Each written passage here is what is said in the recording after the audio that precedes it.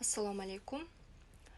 Kamol Yo'ldosh bugun efiringizda chiqib, o'tgan yili aprel oyida dadam deportatsiya markazida qamalib qolgan payti advokat puliga yordam deb bergan $1000 qayta so'rab chiqibsiz. Birinchidan, bu hisob-kitoblardan dadamning shu payt xabari yo'q edi, chunki u deportatsiya markazida edi. Ikkinchidan, butun hisob-kitoblar faqat siz va men o'rtamda bo'lib o'tgan, ya'ni ikkimizning o'rtamizda. Uchinchidan, advokat pulini yig'ib bo'lgandan so'ng siz aytdingizki, bir odam ismini aytmaslikni ma'qul ko'rgan holda $2000 jo'natdi menga dedingiz. Nima qilay?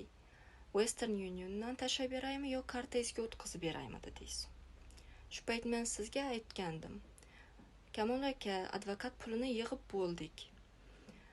Xohlasangiz u $2000 u odamning o'ziga qaytarib yuboring yoki bo'lmasam ichidan o'zingizni bergan $1000 qarzingizni olib qoling o'zingizga. Men roziman qilgan mehnatlaringizga, shuncha yordam qilganingizga, har kun chiqib efir qilganingizga, dadamga, menga, oilamizga yordam berganingiz uchun deb. To'g'ri tushunaman, Yevropada yashash oson emas, 6 bola boqishni o'zi qiyin. Shuning uchun bolalaringizga sarflaysiz, qilgan mehnatingizni evaziga deb qabul qiling deb aytgandim, to'g'rimi? Shunda siz mendan so'radingiz, Kamol, rozimisiz deb. Ha, roziman dedim. Rahmat dedingiz.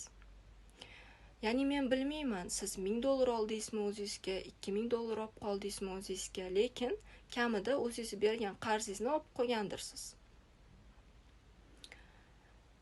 Endi bugun chiqib shuni qayta ber deb so'rashga uyalmadingizmi? Sizda vijdon bormi o'zi?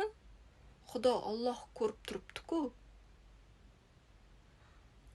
€200 qarzga keladigan bo'lsak, dadamning sizdan €200 qarzi borligini biz bilamiz, bolalar. To'g'ri, dadamning €200 sizdan qarzi bor. Dadam bizga har doim kimdan qancha qarzi borligini aytib qo'yadilar. Mabodo menga bir nima bo'lib qoladigan bo'lsa, bolalarim bilinglar, shu kishiga qaytarib berish kerak. Bu qarzni to'lash sizlarning zimmanglarga tushadi. Birovning haqqi bizda qolib ketmasin deb bizaga birovning haqqini yemaslikni o'rgatgan dadam, Qur'onga ko'ra.